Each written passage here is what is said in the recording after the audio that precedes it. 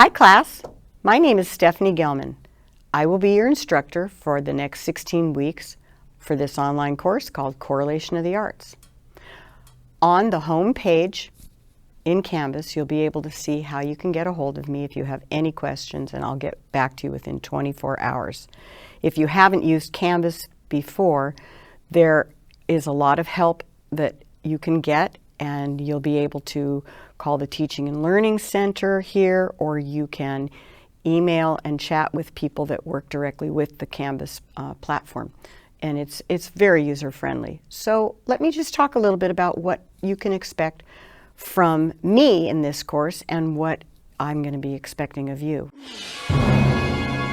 First of all, what do I mean by correlation of the arts? Well, I'd like you to think of the arts in a general sense, like an umbrella term. And the arts, I mean music, dance, architecture, sculpture, visual arts, like painting. So not just the arts as in something that you can see that's been created, but something that you can hear as well. And so the thing about the arts that I have found so interesting is that there's a common thread. That's what I mean by correlation. And so all through time, all over the world, artists have had different mediums that they've used to express their unique voices, and they've got something that they want to say, maybe not with words, though poetry and literature are certainly in the arts field as well, but they're trying to say something, and it's often going against what's happening in the society that they're living in. There could be something going on politically, and so these artists are saying something, that maybe they want something to be different, or they disagree, or that they've just got feelings about what's happening in their world. And so we follow a historic timeline. We start with cave art. How did music begin? What's the earliest form of visual arts? And we follow this timeline all the way up through the 21st century. And I like to pick topics that I get really excited about and share my enthusiasm with you. So that tells you a little bit about what we're going to be doing in class. Let me tell you what you can expect. Every Monday morning, you're going to get the morning message once a week. Hi class, this is what we're studying this week. This is what you're going to need to do. And what you need to do is read the lectures. There might be some videos to watch. There might be some listening examples.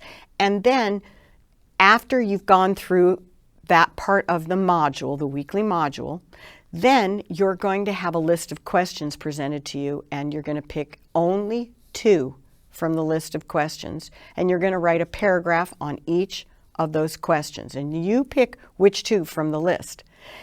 You submit them to the discussion thread through our Canvas platform, and then you reply to 2 of your classmates who wrote about 2 paragraphs that are not the questions you answered. This way you've been able to look at really 4 questions instead of the 2 that you wrote about. So you write 2 paragraphs of your choice, and then you write 2 short replies to 2 of your students, classmates.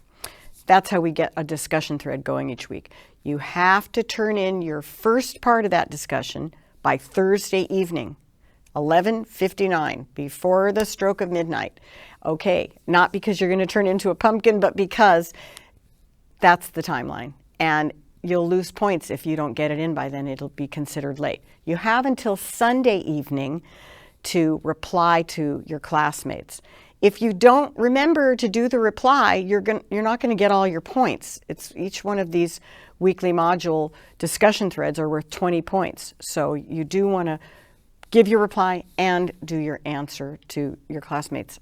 You might try to just do everything by Thursday night, and you get that little bit of a buffer if you don't get it done so by Sunday.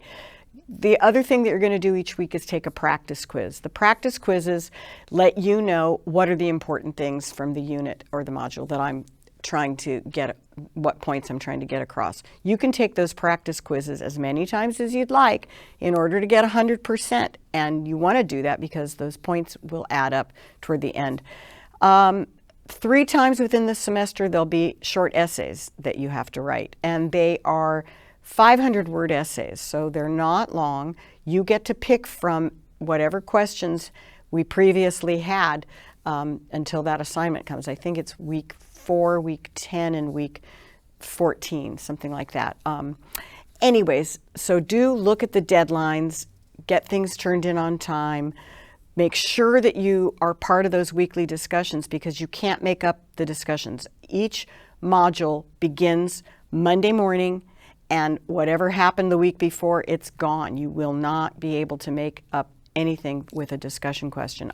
I'll try to throw in some extra credit opportunities, but there might be 1 or 2, and it might be a live performance, and you might not be able to attend. So just try to get those deadlines met. So let's see, I think that's about all I have to say for now. Just, let me know if you've got any questions. I'm really excited to be, sharing my enthusiasm for the arts with you, and I will see you